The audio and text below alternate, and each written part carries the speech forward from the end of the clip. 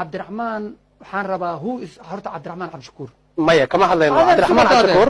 askarta la laayay waxaan ka leeyahay waxa weeye suuq askarta waa kalimada alxaq urud balbaadil war kullu shay laha bisabab maya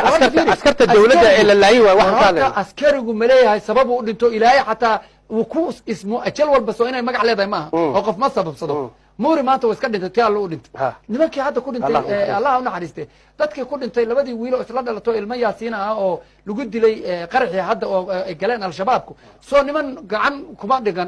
kuma dhiman ajashii baa magac leh adigu ma xalada mira birda duduba loo liqa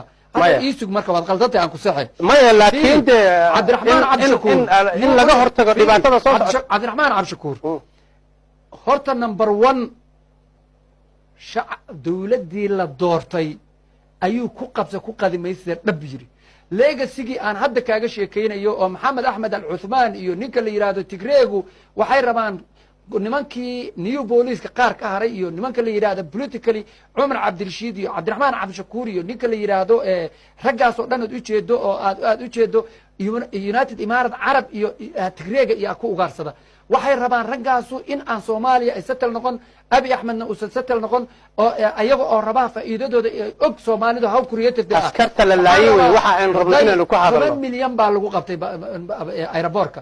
Cabdiraxmaan Cabdishakuur dalka iyo dadka ayuu qalqal galiyay you know what they marka askarta la dilay askartii oo qaranka ahayd oo waardeynayso amar diida sameeyay asaga xabada bilaabay ma xalada askartu isdifaacin you know ya operation ka yaa wada mataqaan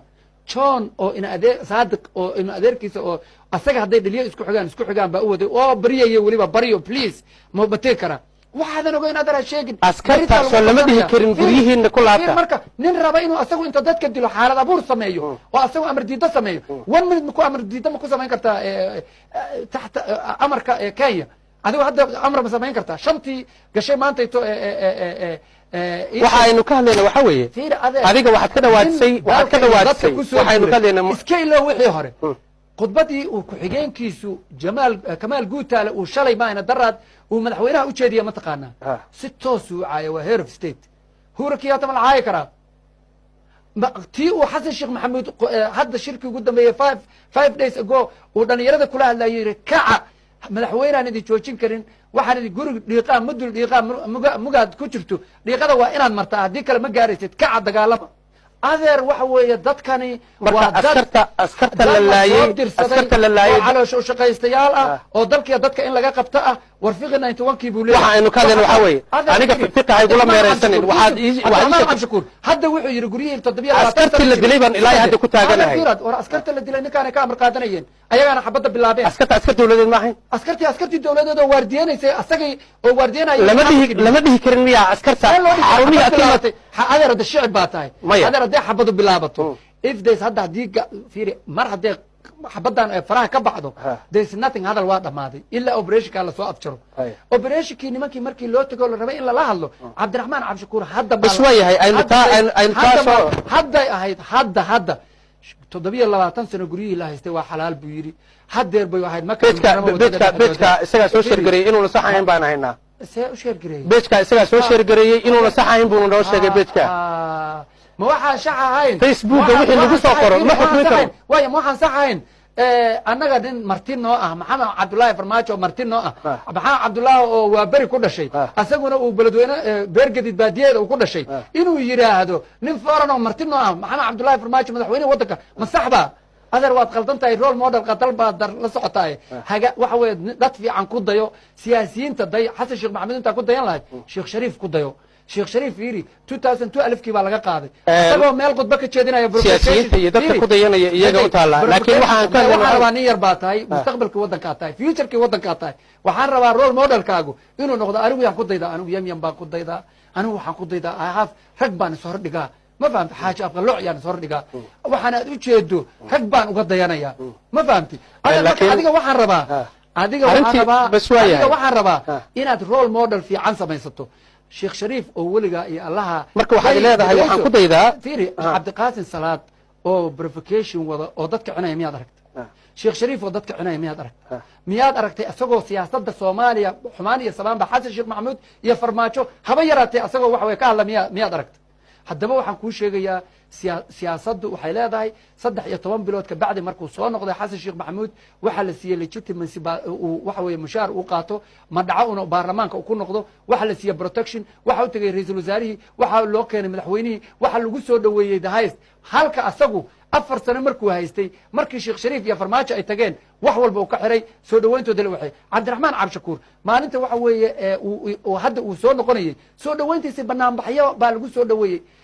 thousands baa ku soo dhaweeyey annagu dhinaca kale ayaa waxaan uga jiray mudaharaad looga soo horjeeda mooshinka madaxweynaha waxa weeye uu keenaa shacabka Soomaaliyeed arrinta mooshinka waan soo laaban doonaa marka fiira arrinta mooshinka waan soo laaban doonaa dimuqraasiga ka jira Kamaal Guutaale dimuqraasiga ka jira waa in madaxweynaha qaranka uu caayay rabitaankii koonfur galbeed rabitaankeeda in laga hor istaago in axsaabta shiraysa in laga hor istaago waxyaabahaas oo dhan waxaad leedahay waa dimuqraasi war axsaabta fiiri كلمة الحق رود بهالباطل وي وحوي نمان كان أجيدا أو أن كهالينا وحوي ضمير حمده دي بي شري أيجو مدحوينها أذر أي ما أنت وحي رمان فيري وحكاها ليسا أحساب تبدي سياسي حناقصني حرفيه قرآن كيو كتاب كي حبسيين حلاها الدلاقين حرهاسات كقرانيو أن تستور حشمين حل مرات ياشاس حيساها وقب بوب حوليه ددوينها iska xaabsan jiray aan abad xisaab marin xasaanada laga dhigo waxaan xaraf ka jirin iyo xisbiye yagleelaan marbay boolo xooftada xaqudirir sidiisii dalka aan xoreyniyo xigtadooda hoosiyo xaafadaha u sheegaan adeer xisbiye beena oo la rabo dadka USC iyo baalka lamida FSDF horta abwaan baa tahay oo adiga la rabaa Cabdullaahi waxaa la rabaa you have to practice what you preach waxaa la rabaa kicin baa la yidhaahdaa madaxweynihii the head of state 2 years iyadoon la gaarin February 8deedii imisaa nooga dhiman maanta xaggee joognaa January baan joognaa 17keedii soo maaha 2 sano waa dhammaan 2 sano ma dhammaan February 8deedii ba hartay adeer imisaa ka hartay February yaa yiri campaign garee marka ninkan day waxa you have to practice what you preach waa laga helay Sheekh Shariif waa xakameeyay naftiisa campaign-ka meel kastuu ka jira 2022 Kenya way wadaan waxa aynu ka hadlayna waxa weeye war Kenya la iskuma taqaacay maya waxa aynu ka hadlayna marka waxaad leedahay u dhashay wadanka ayaa laga masaafiriyay raali gelin baa laga bixiyay adeer dhageyso raali gelin baa laga Kenya la iskuma taqaacamo adeer waxa weeye annaga waxa noo keenay ummadii asxaanku dilay dalkayga asxaankaaba dilayba dalkayga wuxuu eertanayaa waa dimuqraasi bukrasi too much dimuqraasiga dishay waxay ahayd in la xiro nimanka madaxweynaha head of state ka aflagaadeynaya waxa weeye waxay ahayd maanta waxaad sheegto dhan Cabdullaahi Maxamed inuu jeel ku jiray ahayd waxay ahayd inuu fiqi jeel ku jiro waxay ahayd in ninka la yiraahdo uu ku jiro ninka la yiraahdo Cabdiraxmaan Cabshakuur waxay ahayd Xasan Sheekh Maxamed inuu ku jiro